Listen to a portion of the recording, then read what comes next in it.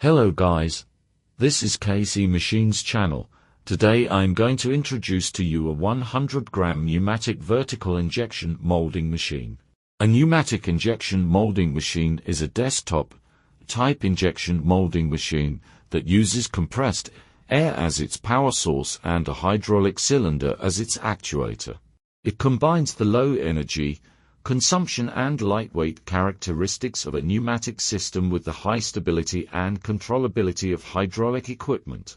Pneumatic injection molding machines can be used to produce products made of various materials, general-purpose plastics, such as PE, PC, PP, PVC, PS. Engineering plastics, such as PA, PC, PUM, PPO.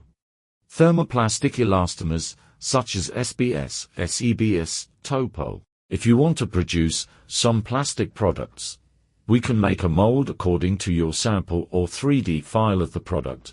You can use pneumatic injection molding machines for sample making, small batch production, or large batch production.